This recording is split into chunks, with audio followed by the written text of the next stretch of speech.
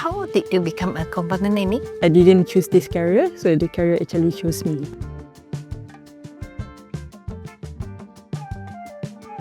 I got to become a confinement nanny throughout skills that it was passed down to me from my mom, from my late grandma. I do have my own professional training as well. Since I love dealing with babies, I do enjoy this confinement nanny work, and also I do love cooking. So being in this industry make me feel very happy and satisfied. And how about yourself? I become a confinement nanny because I saw this is a promising career and good income.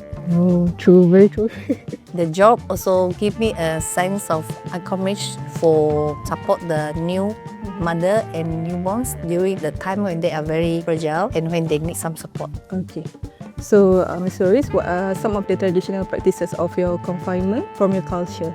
If the mummies, they are having the Chinese one, they have the herbs, soup for meals, and also the red dates tea for daily drinks. So same goes with the Malay confinement. We also do that kind of similar practice as well. We even do like the sauna, the herbal bath, whatever that can help them to recover faster for wound healing. So the herbals, they use a Chinese one, the red tea or the red tapes or anything? Okay, so for our herbal bath, we tend to use like kayu sepang. So it's more like from the Malay culture. If the baby, they got jaundice, are the mothers allowed to keep taking the herbs or anything? We do not allow them to take ginger, black pepper and also turmeric. We kind of like take a bit of the Chinese culture. Let's say your baby have jaundice and the reading is high.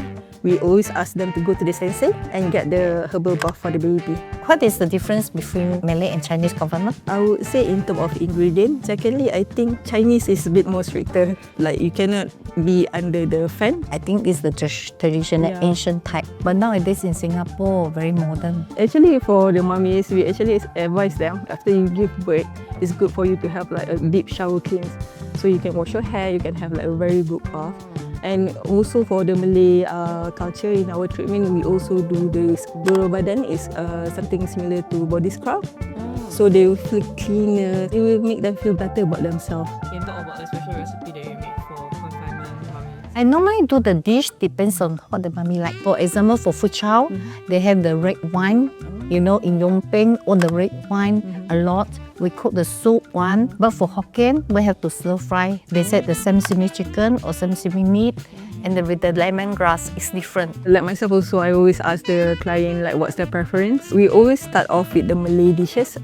Normally the grilled fish, or known as ikan bakar. I would wrap with turmeric leaf, and then also after that I will wrap with banana leaf, and I'll do the air asam. So air asam is basically tamarind which mixed with water and also some onions. So you give a bit of flavor to the like seasoning to the fish. That kind of make the meals more nutritious, and then it tastes a lot delicious. So they're gonna be happy, and then when they are happy, their milk production is also better. Yeah, so when mommy is happy, everybody happy in the house happy. What one piece of advice you always give new mothers? Okay, so especially for new moms, some of them are very keen on breastfeeding. Some even cry, some can't even eat, some can't even sleep because they're trying so hard to like pump, but there's no milk coming out. So I always tell them can just give them formula first and then see how it goes, right? They need to take care of themselves besides giving breastfeeding. Because if they pump too much or give baby just trying to latch too much, they will hurt their nipples. And once the nipples is worn out, they cannot latch anymore. I will encourage them. Say, later on do some more, not now. Have a rest first, have a drink. Then if they take the red tea, the warm one, they will suddenly feel something down here. They will feel nice. Maybe the both of you can list the top 5 things right you cannot do during confinement in your culture. For my side, I feel mummies, they should not carry heavy objects, no matter it's C-section or no C-section. It will do harm to the uterus because it's just newly born. The uterus not in place yet. So don't carry heavy object. Don't go with barefoot on the tile or anything. It will be quite cold, you know. Don't go to take the unnecessary food. Like some even ask me, can I take ice cream? Yeah, they even ask that. Yeah, Yeah, I make a joke. Yeah, you can take, but remember to slow down. They will just smile only. From my side, first of all, don't walk so fast. because it might affect the wound. Alright, the stitches might come up. Do not go out at night. Let's say you have any appointment or there's any errands that you need to do, don't come back late. Come back before like 6:30 or something like that. We have this kind of like mistake thinking like something bad might follow the baby back home. Okay, so Auntie Clary, so how do you feel when leaving after the confinement period ends? After the confinement finish, I will feel very, very happy to be going back, but I feel quite sad because I'm leaving my beloved. Yeah. I've been holding the baby for so many days. I will keep looking, like in the midnight, keep looking at the baby. I said, wow, finally, nice and bruising. Yeah, I feel so happy. So much good. But then we have to pass it over. Yeah. Then how do you feel? For me, it's kind of like a mixed feeling. Happy to go home because I have my kids as well back home, and also feel sad that I need to leave my client because like I always take care of my client like my own sister. So we kind of like my own family, right? Like, that's correct. Yeah, so we have a bond with them, and we got to be like so close, spend so much time with this person, and also that cute baby. And then this fine day that you have to leave them, it always like kind of makes you a bit sad. Yeah. But then they always text me with the baby picture. Now they already turned 1, now they already turns 2. It's always good to keep in touch. Yeah, and for my first assignment, when I did, I left, I cried a lot. I really cried. The baby asked me, why? I said, I miss my baby. I miss your baby a lot. I really cried. But then later, I tried to control myself.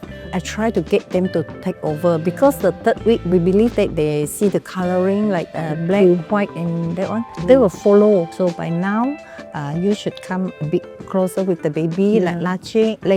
Then you talk to him or her, and then they will realize this is a mommy. So I always call my client mommy and daddy. I never call their name.